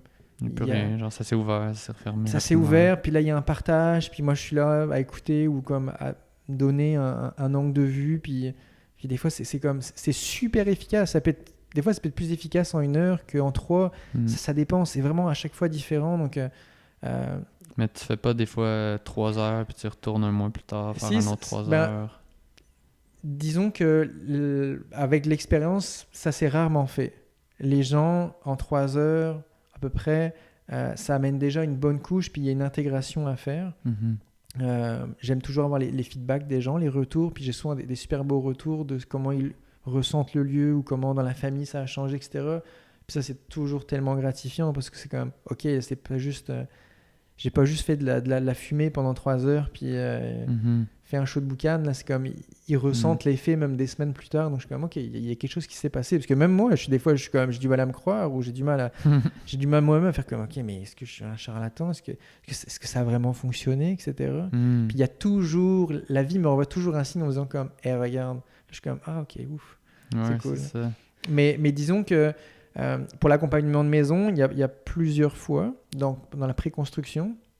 Mais sinon, j'ai souvent des gens qui me rappellent, qui déménagent, puis qui me rappellent pour leur nouveau lieu. Puis ça arrivait des fois 2-3 fois, les mêmes personnes, etc. Donc il y a un suivi. Les gens ont vu l'effet, puis ils font comme, c'est logique, t'sais. C'est logique de le faire pour mon nouveau lieu de vie, ou qui réfère à d'autres personnes, etc. Puis, j'ai une idée qui m'a suivi un peu dans toute notre discussion. Tu sais, tantôt, tu parlais des effets de la Lune sur les femmes, tu sais, puis qu'il y en a beaucoup qui le ressentent, mais en même temps, on a prouvé les effets de la Lune sur les marées, tu sais. Puis, comme beaucoup de scientifiques ou de génies plus que scientifiques, tu sais, comme Einstein, mettons, que c'est souvent parti d'une intuition, j'ai l'impression, leurs grandes idées, tu sais, comme... en tout cas, bref, j'ai un peu un manque d'idées par rapport à ça, mais je comprends ce que tu veux dire. Ouais, juste... en tout cas, j'ai un blanc sur le nom, mais l'histoire avec la gravité puis la pomme, c'est... c'est qui, ça? Toi, j'ai un blanc aussi. Il doit y avoir une faille ici là, qui fait qu'on oublie le... qu'on oublie le nom. Ouais, c'est bon, merci. Donc, ouais, fait que, tu sais, c'est comme partie d'une intuition, puis après ça, les connaissances arrivent après. Ben, peut-être que c'est ce genre de domaine-là que dans lequel que tu sais, c'est comme les connaissances vont finir par arriver, puis les données, puis ce qu'on va pouvoir plus prouver, puis mettre une une méthodologie au travail, j'imagine, pour que ça soit un peu plus facilement transmettable, j'imagine. Ben, je dirais, la physique quantique en ce moment nous ouvre des portes incroyables sur tellement de choses, sur tellement de choses qu'on pensait que c'était ça, puis que ça ne l'est pas, ou que c'est différent. Comme, souvent, je commence mon cours de géobiologie en disant, je monte un crayon, puis je dis, ben, combien vous pensez qu'il y a réellement de matière dans ce crayon-là, en pourcentage, combien il y en a? Est-ce que tu as une idée, par exemple, si je prenais un crayon, puis combien il y a vraiment de matière? Je pense que ça doit être un peu comme l'univers, tu sais, si tu le voyais comme un crayon, tu sais, les planètes et les étoiles qu'il y a dedans, il n'y en a vraiment pas beaucoup. Exact. Là, je pense que c'est comme 0,1% ou quelque chose comme ça. Ouais. Puis pourtant, il est solide, il est dans notre main. Si quelqu'un dit, bah non, mais regarde, c'est la matière, il y en a. Et puis pourtant, la physique quantique nous amène à faire comme, bah non, c'est du vide. C'est du vide, il y a à peine de la matière. C'est comme, il y a toute une structure électromagnétique qui maintient ça dans une forme. Et tout cas. Puis c'est là où moi je compte beaucoup, d'une certaine manière, disons que je vois que la physique quantique peut vraiment supporter le domaine de la géobiologie, puis bien d'autres domaines aussi, dans cette compréhension qu'il y a des choses qui nous échappent ou qui nous ont échappé jusqu'à présent, puis là on découvre autre chose. Je suis pas sûr d'avoir le goût que tant que ça puisse être prouvé ou etc. Moi j'ai le goût que les gens plus comme le vivent, le ressentent, vivent l'expérience de j'ai senti l'énergie dans mon corps, là, puis j'ai pas besoin d'autres preuves. Puis quand je donne des cours de géobiologie, c'est ça que je fais, c'est la pratique, c'est comme tout le monde a des baguettes, puis à la fin du cours, là, tu sais trouver une ligne d'énergie, tu l'as senti, tu connais ton propre code à l'intérieur. On a tous un code là, que je fais développer aux gens justement, ils touchent une ligne, tu peux les toucher avec tes mains, là, c'est quasiment... Il y en a qui le ressentent, il y en a qui vont le voir, il y en a qui vont avoir un petit soubresaut de paupières, d'autres ils vont avoir comme un petit éclair dans la colonne vertébrale, il y en a qui vont bâiller, d'autres c'est le coude qui va craquer. Il y en a plein et chacun a un sien. Mais l'idée c'est que chacun le découvre le sien. Donc dans les cours que je donne, c'est ça, c'est vraiment comme à la fin du cours, tu connais ton code, tu l'as vécu. Ton corps cellulairement a vécu l'expérience. Donc c'est inscrit dans tes cellules, tu peux plus le nier. Parce que tu l'as vécu. Puis je veux pas comme amener des informations comme regardez, j'ai une feuille avec des stats et puis des graphiques, puis comme quoi ça existe. Je trouve, en tout cas de mon point de vue, c'est pas la voie que je préfère. Puis même les gens chez qui je vais, quand je les accompagne, je veux toujours qu'ils sentent, puis notamment le mari. Parce que c'est toujours lui le plus sceptique. Puis je l'amène toujours à vivre l'expérience. Puis après, je suis comme, ah ouais, il se passe quelque chose, c'est vrai, ouais, j'ai senti. Puis là, il a senti, il l'a nommé devant témoin. Puis d'une certaine manière, il est un peu pris parce qu'il est comme, ah ouais, bon, bah, c'est vrai que je peux pas nier, il s'est passé quelque chose. Puis c'est plus cette voie-là de faire comme, venez expérimenter, venez le vivre. Ayez confiance en ce que vous sentez, ce que vous vivez. Puis ça va donner plus de sens dans nos vies parce que si j'amène à dire comme regardez j'ai un graphique qui prouve que c'est vrai puis les gens font comme ah ouais cool ouais et après qu'est-ce que ça fait dans ma vie. Par contre si tu fais sentir à quelqu'un un phénomène il va faire comme hey je l'ai senti puis c'est vrai puis il va te voir une semaine plus tard hey il y a 2 jours j'étais dans un lieu j'ai senti le truc puis j'ai pu déceler que c'était ça. Ben ça c'est vraiment important dans sa vie, ça fait une différence dans sa vie que le papier ne fera jamais rien à part une autre croyance ou une autre information qui n'est pas vraiment utile. Donc, c'est plus dans cette mission-là de faire comme hey, qu'est-ce qu'on peut amener comme un plus dans ta vie, comme une nouvelle capacité d'une certaine manière, et aussi nommer que c'est pas un don. Moi, je le fais parce que je l'ai pratiqué. Mais si j'avais fait de la course à pied, je serais devenu bon. Mais c'est pas ça que j'ai pratiqué. Puis 100% des gens sont capables de le faire. Dans les cours, quand je le donne, là, c'est à chaque fois, c'est comme du 100%, les gens repartent et ils l'ont senti, ils sont capables de le faire. Donc, c'est vraiment aussi de faire comme, hey, c'est vrai, j'ai des capacités que je veux développer ou non, et on n'est pas obligé de le développer. C'est juste ceux qui veulent le faire, ils peuvent le faire. C'est pas comme, ah, est-ce que moi j'ai une prédisposition ou pas? Non, c'est juste comme, moi, ça m'a toujours fait triper. Ça fait bientôt 15 ans que je fais ça. Puis le début, j'étais comme un fou, j'ai absorbé l'information, puis j'ai juste comme consacrer du temps à ça, comme il y en a qui consacrent du temps à autre chose, mais moi c'était ça mon sujet. En tout cas, c'est vraiment intéressant, puis ça donne le goût. Puis sache que si tu venais ici, ça Avec serait grand l'homme, plaisir. ça serait l'homme qui appellerait, ce serait pas la femme, ça c'est sûr. Faudrait convaincre la femme un peu. C'est parfait. Mais l'idée, Mm. c'est de, en effet, comme on disait, c'est pas de convaincre, c'est de faire vivre ça. Mais j'ai Mhm. toujours plaisir à convaincre ou à Mm. accompagner les gens qui ont des doutes. Pour moi, c'est le plus trippant quasiment. Mm. Puis y avait-tu d'autres sujets ou d'autres aspects de la géobiologie que tu avais envie de... Ben, je pourrais nommer quand même une spécificité. C'est comme j'ai dit tantôt, moi je suis ébéniste. Ça fait 18 ans que je fais ce métier-là d'ébéniste. Puis, Mhm. puis moi j'ai grandi et vécu dans deux réalités différentes. Mon père était très matériel, puis ma mère très spirituelle, puis mes parents étaient divorcés. Donc puis je vivais comme 2 jours chez l'un, 2 jours chez l'autre. Donc j'ai créé une espèce j'ai créé une schizophrénie d'une certaine manière entre je suis dans la matière, hop, je suis dans les nuages, je suis dans la matière, je suis dans les nuages. Puis ça n'a pas toujours été évident à gérer parce que j'étais 2 personnages. Mm. Puis le temps a passé, donc j'ai fait mon parcours en France, donc de compagnon, comme on parlait avant. Donc de voyager, on m'a retransmis mon métier, à mon tour je l'ai retransmis. Donc j'étais vraiment dans la matière concrète, là, dans le bois, au quotidien. Et puis il y avait toujours cet aspect comme de l'énergie qui était omniprésent en moi, qui était là. Il y avait comme une graine qui demandait jusqu'à pousser. Puis lors d'un voyage, lors d'un séjour, en fait, j'ai habité 1 an en Polynésie, à Tahiti, où j'étais donc ébéniste là-bas. Puis j'ai travaillé avec un charpentier qui était aussi magnétiseur, donc qui soignait les gens avec ses mains par l'énergie, et qui était géobiologue également. Ah, Et en fait, c'est par cette personne-là que tout a commencé dans ma ok. vie, la géobiologie. C'est par un charpentier avec qui je travaillais, qui justement m'a initié d'une certaine manière à ces pratiques-là, puis qui m'a ouvert à ça. Et puis là, ça m'a fasciné parce que là, je faisais tout le rapprochement en fait entre. On parlait des cathédrales tantôt, un peu de tous ces phénomènes qui sont dans les cathédrales. Puis, donc moi étant compagnon, donc le compagnonnage en France remonte donc à peu près au XIe siècle. Et donc les compagnons étaient disons, les artisans libres et les bâtisseurs des cathédrales, donc les maîtres d'œuvre, etc. Ceux qui avaient la connaissance de la matière, de la géométrie, des chiffres, etc.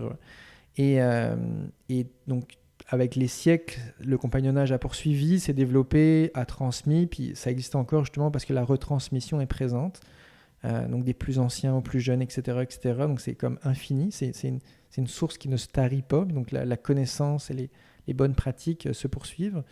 Et moi, je me suis toujours dit, à un moment donné, dans mon parcours de compagnon, on va m'enseigner les énergies qui étaient mises aussi dans les cathédrales, puis etc. Puis ça s'est jamais présenté. Et en fait, donc j'ai été chercher par moi-même ça, puis j'ai fait comme, ok, les bâtisseurs de cathédrales ont fait des monuments de pierre colossaux qu'on aurait du mal à refaire aujourd'hui, Mm. et ils ont intégré l'énergie dedans. Et une des théories, en tout cas, qui court et que j'aime beaucoup, c'est que c'est grâce à ces énergies-là que les monuments sont toujours debout également.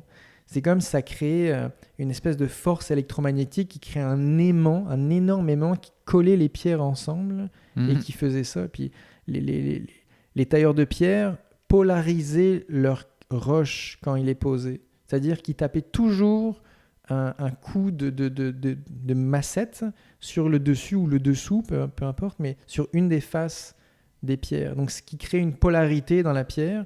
Et donc la pierre du dessus, disons que si je prends une pierre, je la tape dessus, ça crée une polarité. Si je mets une pierre par-dessus ça, ben, le dessous de cette nouvelle pierre est la polarité inverse parce qu'elle n'a pas été frappée. Donc ça crée comme un aimant gigantesque qui crée un tout cohérent. Ok. En tout cas, c'est plein de trucs complexes, là, mais ça m'a fasciné. J'ai fait comme, ok, comment moi, en tant qu'ébéniste, je peux justement comme faire ce lien avec l'énergie. J'ai toujours voulu créer ce pont. Puis comme je le disais, entre chez ma mère spirituelle, chez mon père Mhm. matériel, puis c'était moi d'une certaine manière. J'étais les deux. Je n'avais pas à faire un choix. Ce n'était pas nécessaire. J'étais ce pont entre ces deux univers. Mm. Et puis j'ai voulu l'intégrer dans ma vie avec les années, puis à commencer à réfléchir à comment je pouvais créer ça. Donc ça m'a donné l'idée de faire des formes géométriques, justement, comme les solides de Platon, Donc de développer des formes qui ont une géométrie sacrée, qui ont des particularités bien précises, mais de les faire dans la matière. Mais cette matière-là avait un impact sur l'énergie, sur l'humain, etc. Donc d'amener ça de plus en plus dans le cœur de mon activité. C'est un défi du quotidien, de tous les jours. C'est un peu l'objectif de mon entreprise. Je l'ai créé pour ça. C'était de pouvoir permettre de créer justement des espaces immersifs, des univers qui alliaient matière et énergie. Il y a toute une réalité économique derrière, c'est-à-dire que pour arriver à ça, puis tu le sais très bien, monter une entreprise, ça demande du temps, de l'investissement, puis comme faire de la recherche et développement. Donc, d'une certaine manière, moi, ma démarche d'entreprise, c'est de pouvoir autofinancer mes projets par de l'artisanat. Je ne veux pas vendre de la drogue pour financer mes projets. Je fais des beaux meubles, je fais des belles choses, je réponds à des besoins de clients de faire de l'art, d'une certaine manière. Et tout ça peut me permettre justement de créer donc, des choses qui développent un peu toute cette relation énergie-matière. Donc il y a des projets qui sont en cours, que je me ferai un plaisir de revenir partager aux besoins. Ben vas-y, ouais, c'est ça. Tu vas en parler plus tard. J'en parlerai pas là, c'est vraiment en cours de développement, mais c'est vraiment comme... j'ai étudié différentes choses, puis je me suis rendu compte qu'il existe plein de techniques, notamment par certaines formes, ont un impact sur l'humain, sur la santé, certaines fréquences sonores ou disons des fréquences qui sont moins audibles, certaines lumières aussi, certaines positions du corps. Donc tout ça mélangé crée des choses qui peuvent justement aider à rentrer dans un état plus vous avez un terme, je pense, en ostéopathie. La vitalité, peut-être. Ouais, c'est pas l'homéostasie. Ben, l'autorégulation du corps, ça, c'est comme quand même en santé. Exact. Donc, disons que toutes ces choses-là, mises ensemble, peuvent aider le corps à ça. Donc, l'idée, c'est de pouvoir justement développer ça de plus en plus, puis de pouvoir créer ce pont-là, non pas dans une idée flyée, ou disons de vraiment comme de pouvoir démontrer qu'il est aussi possible de faire de la business, de faire de la belle business, mettre de la conscience, de faire des belles choses, de pouvoir transmettre mon métier. Donc, je suis toujours compagnon. Mon objectif, c'est toujours de transmettre mon métier aux plus jeunes aussi, comme je le fais pour la géobiologie.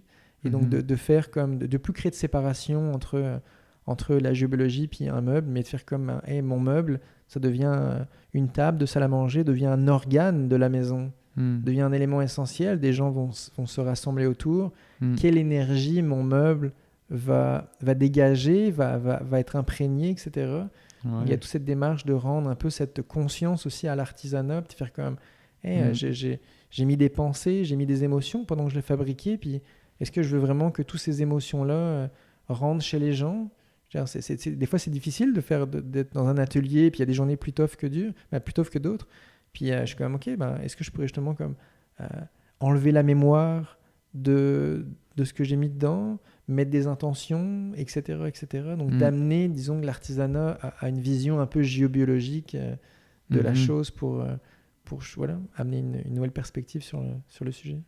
En tout cas, c'est vraiment passionnant.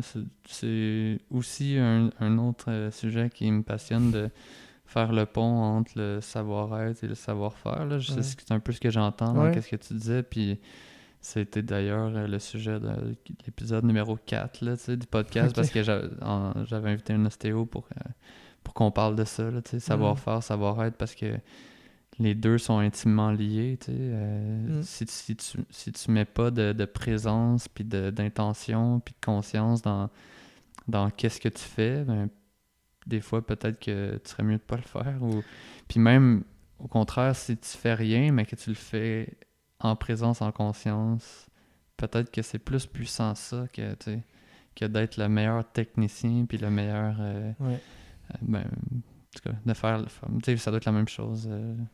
C'est un peu la même chose que j'ai l'impression qu'est-ce que tu essaies de faire avec les meubles. Exact. Ben, c'est vraiment ça, c'est mettre une présence, une conscience, une magie, puis c'est un peu c'est ce que je partage beaucoup aussi avec ma compagne là, avec Julie Girard, qui elle fait du design de maison, puis c'est comme toute sa démarche, c'est aussi comme mettre de l'âme, amener une âme dans la maison, concevoir des choses avec une âme, avec une ambiance, une présence, quelque chose qui est vivant, puis on peut le faire justement en étant en contact avec le corps, comme en ostéopathie, vraiment mettre quelque chose insuffler comme de l'amour, d'une certaine manière, à travers ça. Ben ouais, vraiment. Moi, je le fais à travers mes meubles ou à travers mes accompagnements en géobiologie. D'autres le font justement dans des maisons comme ça. Puis c'est toujours cette démarche-là. Puis cette démarche-là, elle n'est pas vraiment reconnue. On n'en parle pas. Elle est un peu innovatrice, quoique je pense que ça fait depuis des milliers d'années que des gens font ça. Mais l'idée, c'est comme d'ouvrir des chemins comme un peu, peu fréquentés, et de développer ça, puis d'en parler, puis de trouver un langage pour en parler aussi. Quand on parle d'âme de maison, où je mets de l'énergie dans mes meubles, ça peut être perçu de manière... Ouais, mais en même temps, de le faire consciemment, mais j'ai l'impression que tu le fasses consciemment ou non, ça se passe quand même. Dans le sens, tu sais, tu fais de la musique, puis, tu sais, mettons que t'es vraiment déprimé, mais tu sais, ça va être plus dark, j'ai l'impression, qu'est-ce que tu fais, que si t'es joyeux, puis tu fais de la musique, ça va donner sûrement quelque chose de plus de plus enjoué, tu sais, puis ça se fait, dans le fond, c'est d'amener de la conscience pour que l'intention soit quelque chose de vraiment qu'est-ce qu'on veut pour vrai, et non qu'est-ce qu'on est, puis qu'on ressent pas trop, tu sais. Ouais. C'est tout un défi au quotidien, en tout cas. Dans le sens, comme je disais tantôt, là, je présente un discours qui a l'air extraordinaire, mais qui n'est pas mon quotidien, parce que justement, le quotidien est fait de tout plein de petites choses qui peuvent être plus irritantes, je suis pas toujours là, je peux être en colère, frustré, etc. Puis on le vit tous. On veut tous ne pas vivre ça, mais pourtant la réalité nous rattrape. Je pense personne n'est à l'abri de ça, au moins de faire un gros déni. Ouais, c'est ça. mais disons que je pense que la démarche est intéressante. Puis moi, c'est ça qui me fascine et qui me passionne, c'est la démarche. C'est pas un résultat 100% réussi, mais la démarche de le faire, puis d'avoir comme des gens qui me commandent des meubles. Je suis comme, hey, on va me payer pour que je puisse avoir un terrain de jeu pour moi me développer, ou moi me découvrir à travers ça, ou avoir une occasion d'expérimenter comme toute ma belle théorie que j'essaie de mettre en pratique. Donc au quotidien, c'est ça, c'est vraiment comme un jeu de faire comme, comment je peux être à mon meilleur aujourd'hui, puis quel aspect je peux découvrir de moi à travers ça, qu'est-ce que cet aspect me parle. Et puis je pense qu'on a tous justement ce médium-là, à travers l'ostéopathie, ou à travers le boulanger qui fait son pain, ou le restaurateur, ou en tout cas le jardinier, etc. C'est à chaque fois un médium pour se découvrir, et puis pouvoir comme mettre un petit peu d'amour à travers ce qu'on fait. Et si on le met dans ce qu'on fait, il passe à travers nous, cet amour-là, avant tout. Donc, de certaine manière, c'est une boucle qui nous aide. En tout cas, c'est vraiment inspirant, puis ça ouvre plein de portes, là, fait que c'est cool. En tout cas, je suis vraiment content qu'on a eu, puis reconnaissant qu'on a eu cette discussion-là. Moi de même. Comment on fait pour te commander un meuble, ou te faire venir dans un lieu existant ou en développement?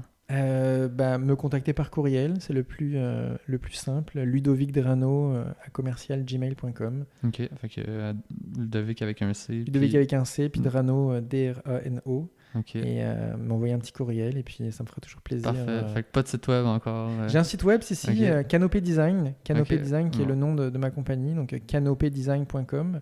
Canopé avec un E. Et puis à travers là, il y a quelques photos. Le site n'est pas forcément à jour, mais il y a quelques photos de mes ouvrages. Puis je parle un peu de géobiologie aussi, différents principes. Donc, excellent. En tout cas, merci pour vrai. C'est vraiment, ça a été un plaisir. Puis c'est pour ça qu'on fait ça. Je sens qu'on a bien réussi à connecter, parce que même si on fait pas la même chose, il y a des regards qu'on est capable de faire. Exact. Fait que merci beaucoup. Merci à toi, c'était un plaisir de pouvoir partager ça, puis de connecter en effet sur ce sujet-là, et de pouvoir avoir cette plateforme pour en parler, en partager, puis en espérant que tout le monde apprécie. Yes, fait que en tout cas, si vous avez apprécié, laissez-nous un commentaire ou partagez l'épisode, puis gênez-vous pas pour écrire à notre invité. Merci à tout le monde. Merci.